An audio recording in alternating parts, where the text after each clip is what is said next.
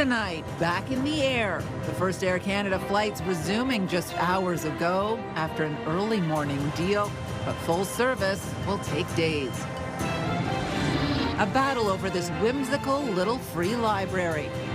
To repeatedly, violently damage it, that was quite frightening. Vandalized just hours after going up along a walking trail with a note of warning attached. Now taken down, Wood bylaw have thrown the book at them. Michael Wood is on a mission. And after 3 Olympics and many impressive moments at tour events in Europe, Ottawa's most successful cyclist calling it quits. Tough in the sense that I still feel like I have great legs, but pretty easy in the sense of just wanting to spend more time with my family. Michael Woods talks to us ahead of his upcoming retirement.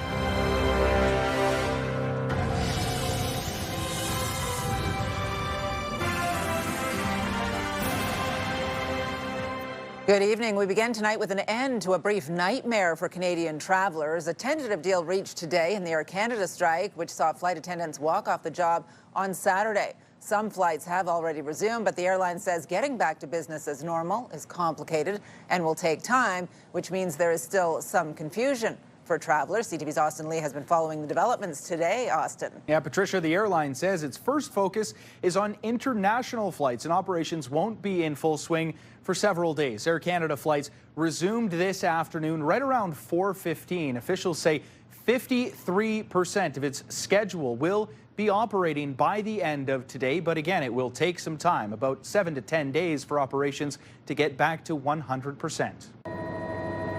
Slowly but surely, Air Canada planes are getting back in the air. The first flight taking off from Toronto's Pearson Airport at around 4:15 p.m. Canada Air is just it's not good. But service is not resuming soon enough for some at the Ottawa International Airport. We don't know where to go. We have a cruise ship in England waiting for us in 2 days, and we don't know if we're going to make. The union representing Air Canada flight attendants reached a tentative agreement with the airline early Tuesday morning after meeting through the night with a federal mediator. But during the strike, more than 1,700 flights were grounded, impacting 500,000 customers. I have 3 kids and a father sitting in Belgrade trying to get to Montreal or Toronto or Ottawa, anywhere, and they're stranded. The airline says it will take several days to return to full regular service. It's not the kind of a system, unfortunately, that we can start or stop at the push of a button. Travelers with a canceled flight can request a refund, or we're offering rebookings on other airlines up to 120, including our competitors. The airline is required to book a ticket on the next available flight, including with competitors. But one air passenger rights activist claims that isn't happening for everyone. Telling people that there are no flights available for them, while in reality there are flights on competitors, that's a new form of airlines to deceive passengers. CTV News reached out to the airline to respond to that allegation, but we didn't hear back before airtime. Some customers say they understand why it will take some time to get operations back to normal, but what I don't understand is, that the management of Air Canada was not prepared for this. Details of the agreement have not been released, but the union says the contentious unpaid work is over. Meantime, Minister of Jobs Patty Hajdu issued a statement today. She says the government is looking into flight attendants' allegations of unpaid work throughout the industry. That report is expected to take 6 to 8 weeks, and afterwards, the findings will be made public. Patricia. CTV's Austin Lee live for us tonight. You can scan the QR code on the bottom of your screen to link to us online or visit ctvnewsottawa.ca. We have more details on the Air Canada strike and the recent developments. You can download that CTV News app right now. Just scan the QR code using your smartphone.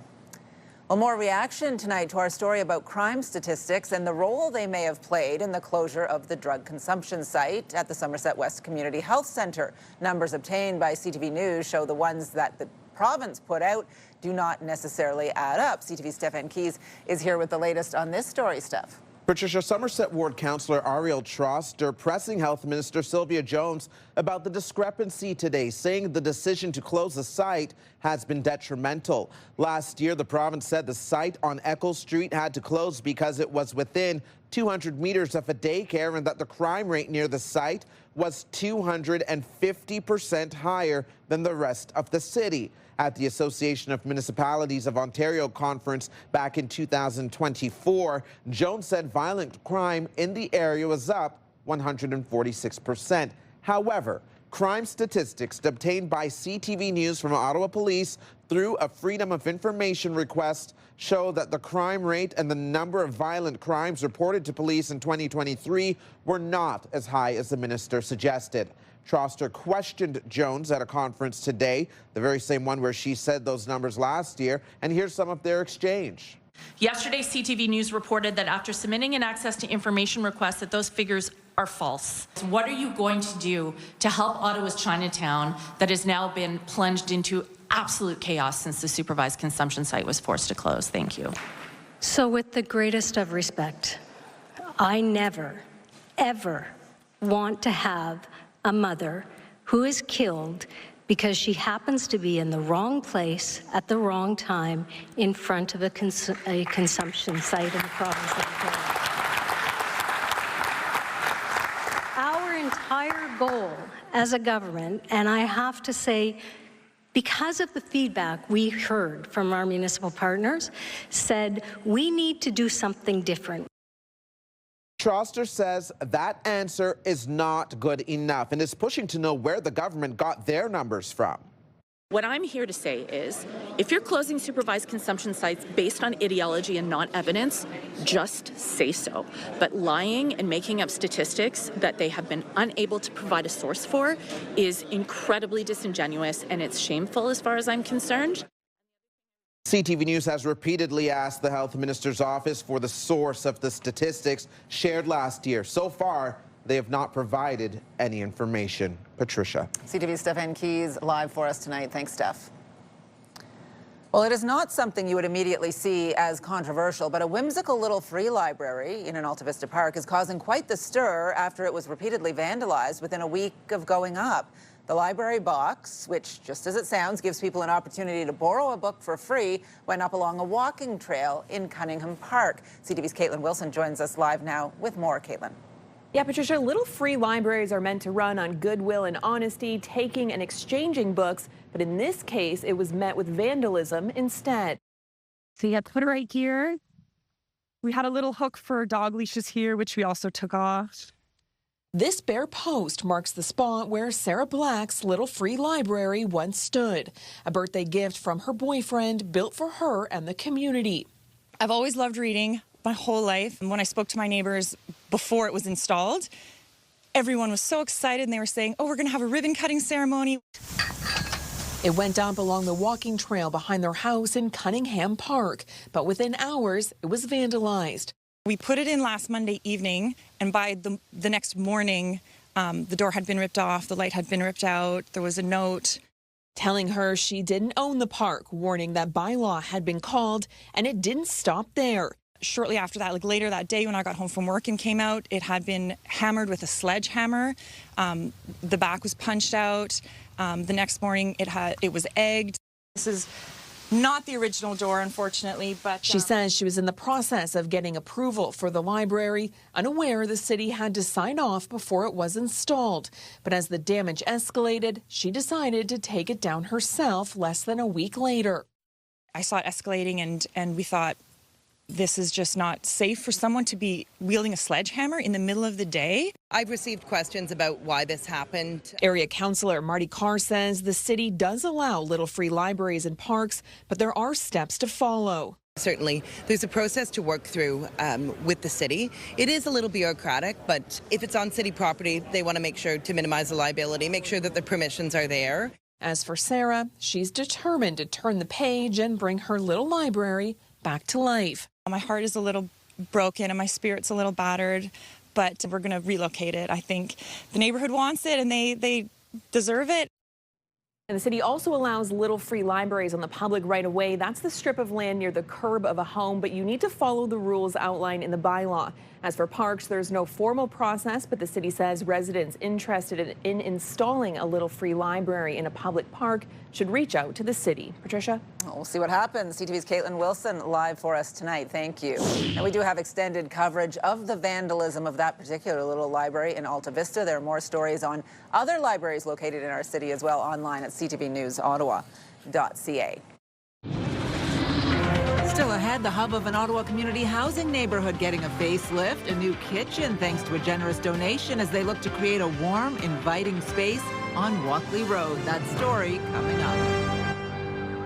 Well, here is a live look through our Centennial Glass Sky Cam. It is 19 degrees out there right now. You can see some buses there in the distance. A few people probably traveling on one of those, maybe traveling on a different kind of bus tonight as well, as we go out to Jackie with our weather forecast. Jackie.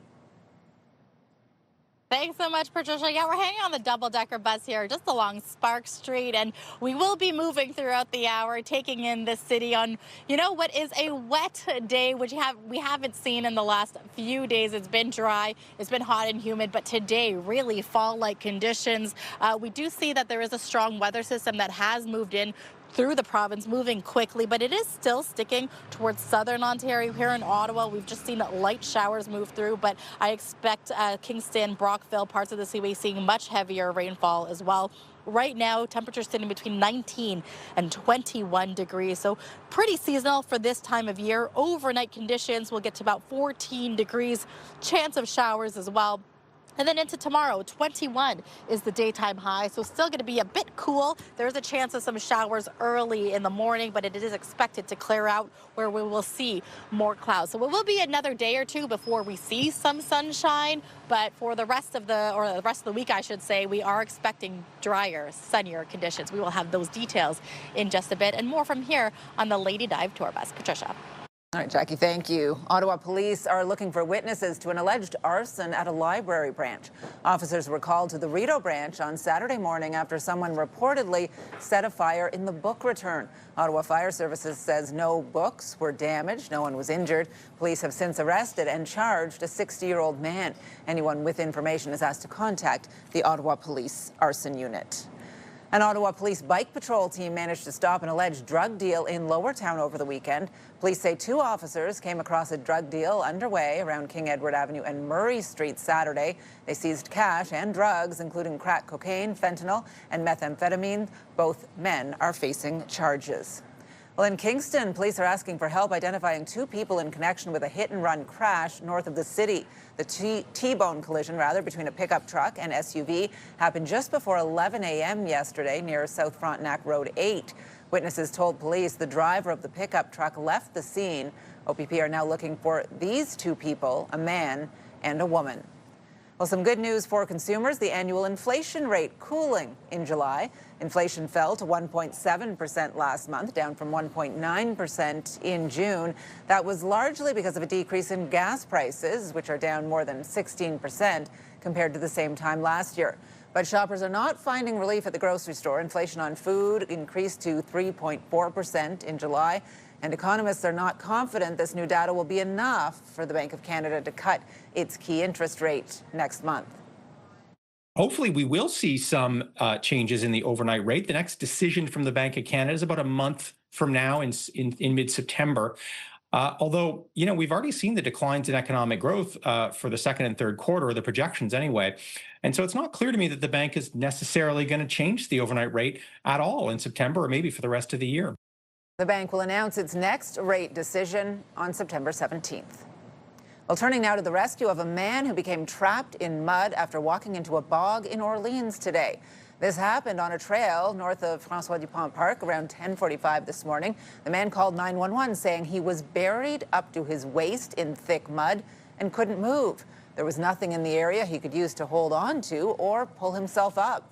Firefighters used his phone's GPS coordinates to locate him, and rope rescue technicians managed to free him from the mud. Just a wild story. He was not injured. Well, Canada's Transportation Safety Board is asking for help locating debris from a fatal small plane crash in Ottawa last month. On July 31st, a small aircraft with 3 people on board crashed into a wooded area alongside Riverside Drive near the Ottawa airport.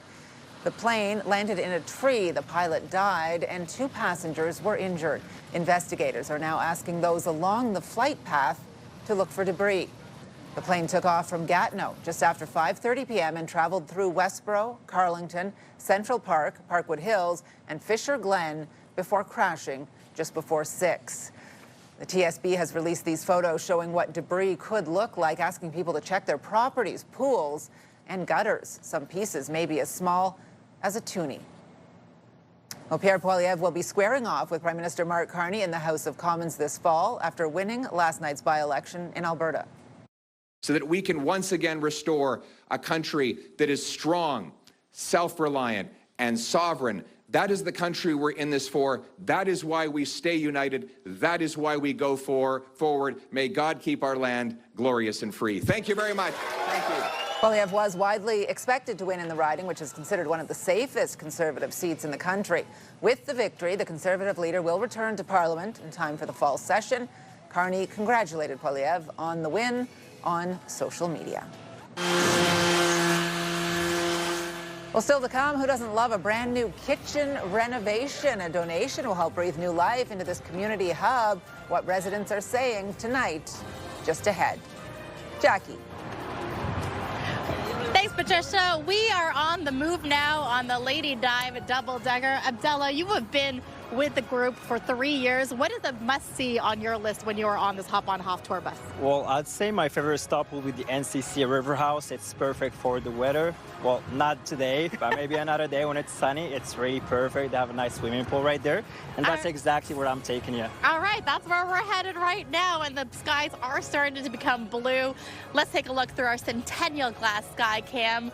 And we're looking out towards Kaweki Point, which is not far from where we are right now along Sussex Drive, and the current temperature, a cool 19 degrees.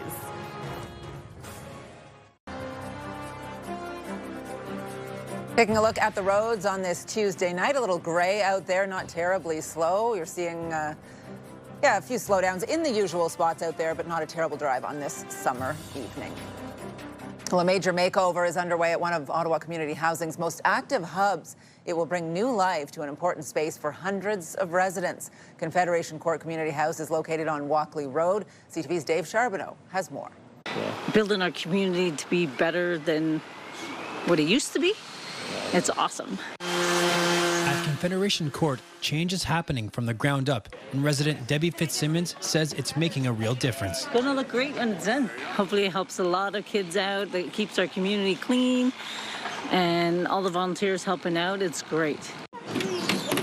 The renovation, including a new kitchen, revitalized gardens, and a refreshed basketball court, is the biggest this community on Walkley Road has seen in decades. This is the most wonderful project yet. I've been here 34 years and we've had repairs, but this is a major undertaking. The whole community house's bottom level is gutted out. It makes you feel good when you can help other people, you know? They're painting the community house and they're installing a new kitchen for them. So we purchased kitchen cabinets, over 200 kitchen cabinets, and the group behind me, as you can see, they're basically assembling all those kitchen cabinets. The upgrade, thanks to a $5,000 donation from project management company Tyree, who also brought around 100 volunteers to help with the renovations. It's actually the third time that we've worked with OCH. I'm really excited about continuing to support their efforts to create safe and supportive spaces for residents. For Ottawa Community Housing, it's about creating a place residents are proud to call home. It's really about the beautification, the impact, creating that sense of belonging, and you only get that when you start working all together. And for residents who come here every day, these renovations will make a real impact. Homework Club is going to be dope. I told them, I'm like, can you guys come do my kitchen? Like, can I get this in my house? That's funny. So it's going to be great. I'm happy for the kids. They're going to love it. Dave Charbonneau, CTV News. After days of sunshine and no rain, there were some clouds today and showers as well. We have a chance of showers continuing into the forecast this evening as well, which may not be such a bad thing, could help the water levels there on the Rideau River. As we take a full look at the forecast, looks a little cool atop the bus, Jackie, but making your way to the NCC River House, one of everyone's favorite spots in the city, I think. Yeah, that's right, Patricia. The good news is that the rain has let up after the last couple of hours, so much drier, but you did mention it's cooler. I want to say it's windier, but that could also be because we're on the top of a double-decker bus. Conditions right now, we are following a weather system very strong that is moving through the province here. Really is focusing closer to the seaway, though, so the GTA as well as Kingston and Brockville seeing much more heavier rainfall than here than what we saw from downtown Ottawa, at least. Right now, 22 degrees, mainly cloudy skies. I am looking over the Ottawa River, though, over in Gatineau, where there are blue skies moving through. We will likely stay cloudy for most of this evening into sunset. Overnight and into the early morning, there is a chance that we could see more showers return, so you definitely want to have your umbrella out for the first thing in the morning. It is expected to clear, though, by the afternoon. Now, across the region, temperatures much cooler, especially since what we've seen from last week. Temperatures for the overnight lows sitting between 11 and 14 degrees. Still heavier rainfall. Trenton expecting between 10 and to 20 millimeters of rainfall by the end of this evening into early tomorrow as well. As we look tomorrow's highs, still a chance of showers, and this is likely in the morning as well, but temperatures will still be sticking around seasonal, 19 to about 20 degrees, not just for here in Ottawa and for the National Capital Region, but really for most of Eastern Ontario. Now, as we look towards the Atlantic Canada, we've got sunshine and cool temperatures, and we're also getting a little break from that heat wave as well. So most of Eastern Canada sitting between 18 and 21 degrees. It's really the prairies where things are heating up. So there is a multi-day heat warning in effect for Regina, where humidity levels are between 38 and 40, and that's expected to last until Thursday. No sign of a heat wave here, though, for us here in Ontario as well as Ottawa. We are expecting a little bit of rain into tomorrow, but by Thursday, Friday, clear conditions are in the forecast. Now, our 7-day weather is brought to you by Davidson Hearing Centers, celebrating over 80 years in family business. Now, taking a look for Wednesday, daytime high 20 degrees. Overnight lows are still pretty cool at 12 degrees. Going into our Thursday, a mix of sun and clouds, where it will start a trend of temperatures between 27, 28 degrees, and that will really carry us into Saturday. So pretty great conditions for the Redblacks game on Friday, as well as a Let It Go game on Saturday. And Patricia, in a little bit, we will be talking to more from the team of Lady Dive Tour at the NCC River House. I am kind of loving this view pretty much. What a unique way to check out this city. We'll take it back to you in studio. Yeah, it's beautiful. And Friday night might be a great night to be back on the bus, Jackie. Some good temperatures there ahead. Thanks so much. The message that this sends to employers and to our federal government is stay out of interference in collective bargaining and do not expect government to ride to your rescue. Well, still ahead, Air Canada flight attendants headed back to work 3 days after they were first ordered to go. What their defiance of that order might mean for the government's future use of Section 107. Well, here's a live look through our Centennial Glass Sky Cam. It's cool out there, a little breezy, 19 degrees in Ottawa right now. Well, just hours after flight attendants went out on strike, the federal government ordered them back to work under Section 107 of the Canada Labour Code. It's a controversial measure that gives the government the power to end work stoppages, but the union refused to comply. CTV's Rachel Aiello now on what that defiance could mean for future labour disruptions. The federal government moving so swiftly to try and force flight attendants back to work, and Air Canada stating it expected that move to be enforced, has riled up the organized labor movement, which is already predicting the way this dispute played out will be precedent-setting. They were using this as a crutch, and over the weekend, the flight attendants made sure that that crutch snapped. Workers' unions say they've been emboldened by the last 24 hours and flight attendants' ability to get a deal at the table after defying a federal arbitration order. I very strongly hope that the message that this sends to employers and to our federal government is stay out of interference in collective bargaining and do not expect government to ride to your rescue. The Liberal government has invoked Section 107 of the Canada Labour Code multiple times, including in recent port and rail strikes. But some Labour leaders hope the Air Canada instance was their last. The message to parliamentarians is that this section of the Canada Labour Code has got to go. Asked today if she was concerned that how this strike played out has laid the groundwork for Section 107 to no longer be a viable tool in future disputes, Jobs Minister Patty Hajdu's office wouldn't say. I think what is going to happen over the next little while is Section 107 of the Canada Labour Code that some people argue has been abused in recent years by the federal government, is maybe hit a wall, and it's maybe there's going to be the brakes put on it.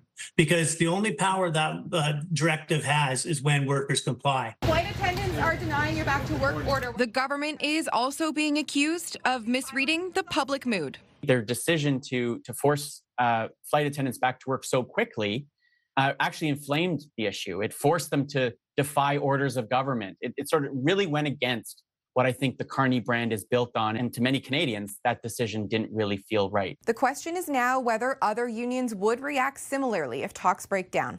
And with Canada Post heading back to the bargaining table in its protracted dispute with postal workers, we could soon get that answer. Rachel Aiello, CTV News, Ottawa.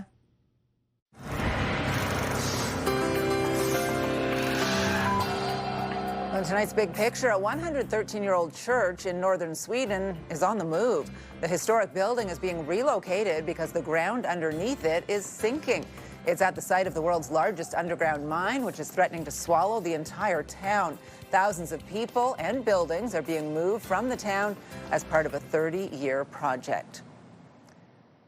Well, now some other stories you need to know right now. New details tonight on how many City of Ottawa employees are still working remotely. CTV's Stephen Keys joins us now with more on this and other stories. Steph. Patricia's Ontario Premier Doug Ford urges municipal workers to return to the office full-time. It appears that is already the case for the majority here in Ottawa. The city says 85% of its employees are already in the workplace 5 days a week. That includes firefighters, paramedics, and those working in road services and waste collection. The city's hybrid employees are required to be in the office at least 2 days a week. Last week, the Ontario government announced its plan to require all provincial public servants to work in the office full-time starting in January. Ottawa parents can now check which bus route their kids will be on when they return to school in a couple of weeks, specifically school bus routes. The Ottawa Student Transportation Authority's parent portal is now open, providing transportation information for students for the upcoming school year. OSTA or OSTA says it's meeting with bus operators and working to mitigate potential impacts from driver shortages. We are expecting to hear an update on driver statuses on Monday.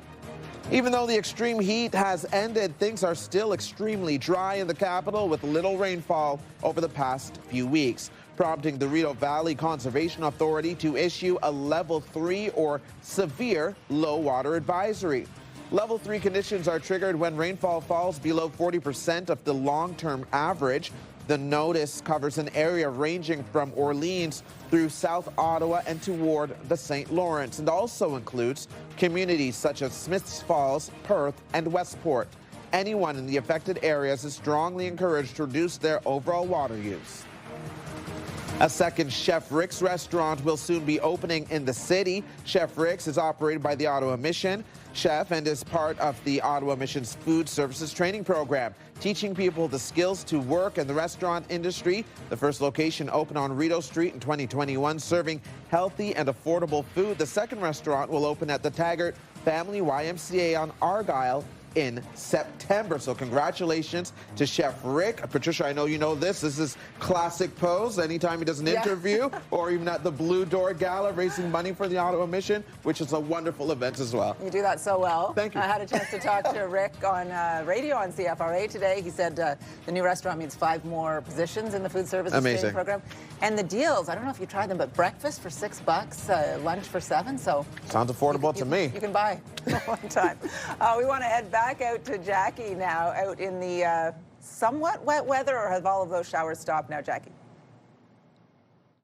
The showers have stopped, Patricia and Stefan, and I want to say it was wet, but we were speeding down this parkway, so everything's dry up top here on the Lady Dive double-decker. Joining me, we do have Gabriella Robinson. Gabriella, this is just one of the many stops the NCC River House as part of the Hop On, Hop Off tour. Just what has the season been like for you this summer? This has been a really unique summer of a lot more local visitors coming in, so a lot of foreign tourists still, but a lot more people from Canada, from Ontario, and from Quebec. So it's been actually a really nice season to show a lot more local people around of what our beautiful city here in Ottawa has to offer. And how many stops are there? Because it's really unique. You don't just take over the streets of Ottawa, you also take over the river. Yes, we do. So there's about 12 stops on our journey this year. So the NCC River House here being one of them. Lots of world-class museums, our Byward Market. So all kinds of different stuff for people to explore here in the city. And also, I want to say it's newish this year. You have wine tours that are being offered, and a lot of people are really wondering and want to know more about this. Yeah, absolutely. So this is our second season offering wine tours here in Ottawa. It's a really cool way for people to be supporting local and to get out of the city as well. So we start here in Centertown on Somerset, and then we go out to Carp and to Arnprior. Oh, wow. Yeah, so it's a really cool way for people to get out of the city, see some local business, and try some new things that a lot of people don't know that Ottawa has to offer. How long did these tours run for? Because I'm a big believer in being a tourist in your own city, but now even extending that into Carp and Arnprior. For sure. So yeah, we run until the end of October here. So we're Canadians. We're ready for the different weather that we have here in the fall. So all the way till the end of October, all of our tours go. Gabriella, I appreciate that so much. We are going to take it back to you, Patricia. Just again, I cannot stress enough how unique it is to just jump on the double-decker, get to know the city of Ottawa through these eyes and these perspectives, and also see the beautiful sceneries that we have here, including the NCC River House. We'll take it back. The only problem is if they drop me off at the NCC River House, I wouldn't get back on. It's just love that spot. It's beautiful tonight. Jackie, thanks so much. In many ways, it was actually a pretty easy decision. Tough in the sense that I still feel like I have great legs, but pretty easy in the sense of just wanting to spend more time with my family. Well, just ahead, we speak one-on-one with Ottawa Olympian Michael Woods about his decision to retire from professional cycling. Get the latest live local breaking news. Sign up now for our morning and evening CTV News Ottawa newsletter. The best local content from CTV News, CTV Morning Live, and News Talk 580 CFRA. Get it all in one place. Sign up now at ctvnewsottawa.ca. The CTV News Ottawa newsletter is brought to you in part by CAA Business.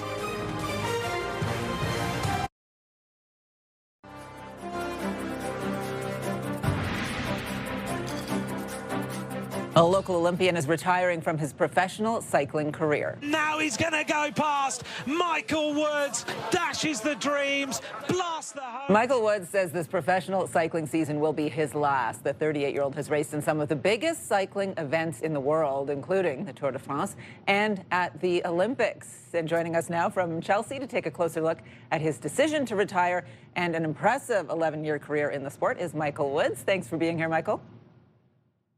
Thanks for having me. How tough a decision was it to come to that you will, in fact, retire? In many ways, it was actually a pretty easy decision.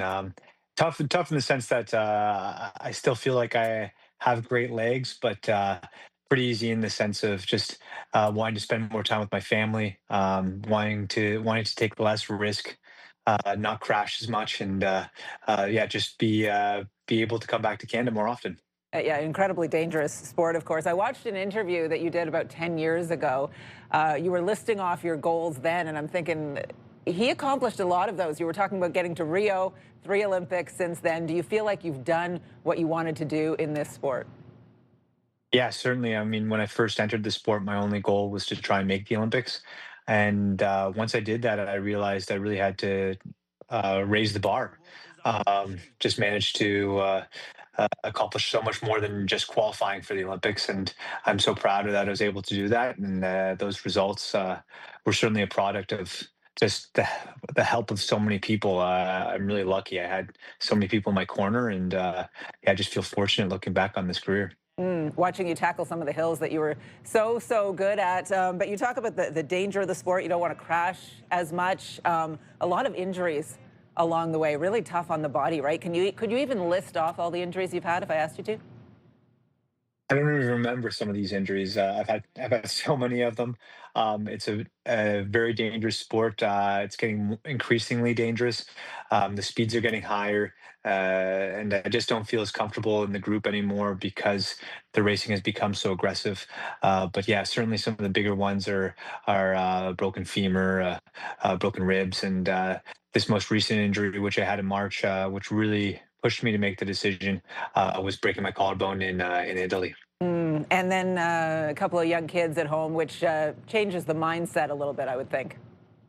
Definitely. I mean, I'm not getting any younger, and my kids are only getting older, and I really want to be around to play with them. And I know they're going to be active kids, so I want to be able to push them and to bike with them and run with them, and that's going to be important if I want to stay healthy. I think I got to end the sport now, and I feel really lucky to have all my limbs intact right now. Pretty good coach for them, for sure. You hinted in your announcement at maybe something more to come. Would any of those injuries you listed off prevent you from participating, say, in the Ironman right here in Ottawa? Or can you give us any indication of what might be down the road for Michael Woods? Yeah, definitely. I'm hoping to do an alternative calendar next year. I still want to race. I still feel like I'm in great shape. I just don't want to take the risk of racing on the road. And Ironman is certainly on the agenda. I really want to tackle that. And yes, certainly Ottawa would be a great place to do it. A couple other events I really want to take on, and I'm really looking forward to next year. Last question for you. Is there a proudest moment as you look back over the years?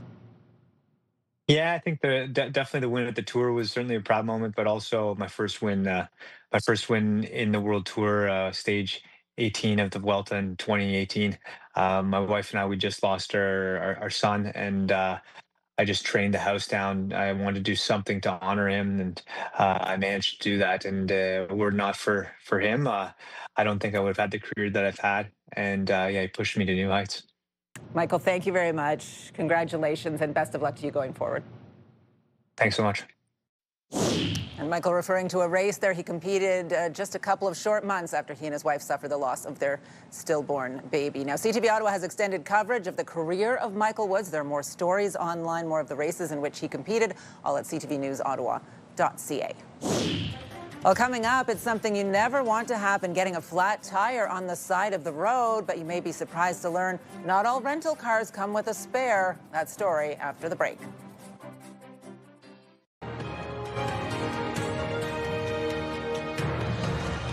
A lot of you out there will remember when vehicles used to come with a full-size spare tire, but about 30 years ago, manufacturers moved to a smaller tire, sometimes called a donut spare. Well, now, depending on the car you drive, you may not have a spare at all, and that's also true if you're renting a car. Here's CTV's Pat Foran. You kind of have this assumption, or at least we have the assumption, that there would be a spare tire. Lisa Glass and her partner Matt Barber of Toronto recently spent 10 days in Newfoundland. They rented a car in St. John's to drive to Trinity. But along the way, they noticed one of the rental car's tires was losing air pressure. It kept going down, and then overnight, that night, it completely lost pressure, and we woke up the next morning and the tire was flat. They called the company they rented the car from but couldn't get a response, so they decided to change the tire themselves. He went out to the trunk and opened it up, and there was no spare. Glass feels if a car doesn't have a spare, the driver should be made aware of it at the time of the rental. The last thing anyone wants is to be stuck on the side of a road in a remote area with no cell phone service, with no spare. CTV News reached out to Budget Car Rental but did not get a reply. However, it does say on their website the manufacturer may not have equipped your car with a spare tire. It may have an inflator and seal kit, which you can use to temporarily address a tire leak so you can return to the nearest rental location.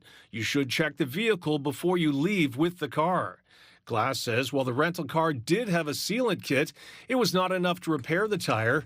Along with inflator kits, a car may also have a smaller size donut spare, and some luxury cars may have run-flat tires, which allow you to drive about 80 kilometers to get help. It's not just rental cars. You should check your own car, too. In an effort from the manufacturers to lower production costs and reduce weight for fuel economy, they're just leaving the spare tire out. Glass says with the help of Good Samaritans, the car was towed to a shop, the tire was patched, and they were back on the road. But she wanted to warn others when renting a car, check if there's a spare. I want people to know that when they rent a car, there's not necessarily a spare tire in the trunk. Pat Foran, CTV News. But I love sharing our animals. It's the best part of the job. Well, coming up, from giant tortoises to penguins and everything in between, it's a big day for the thousands of animals over at the London Zoo as vital statistics are collected. Jackie. Thanks, Patricia. We have now moved locations. Della, where are we here in the city of Ottawa? Well, this is our 3-stop-in-1, Royal Canadian Mint, Notre Dame Basilica just right there, and the National Art Gallery. All right, I appreciate that. Thank you so much. Again, cloudy skies. The good news is that the rain has let up here in downtown Ottawa. And a live look through our Centennial Glass Sky Cam showcasing a much drier, a little bit sunnier TD place than what we saw just 2 hours ago. Current temperature, 19 degrees.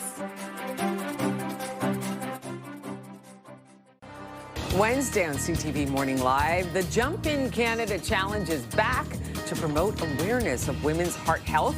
We'll let you know how you can get involved. Paging Dr. Paul. Dr. Paul is back and he gets us ready for back to school, from homework to school avoidance. Wake up the right way with CTV Morning Live starting at 6 a.m. Hairstyles, courtesy of Salon Fiorella. Here's what's on CTV tonight. E-Talk, The Big Bang Theory, a few times. Then it's my show, The Amazing Race Canada, and Battle of the Generations. Here's a recap of the top stories we are following right now.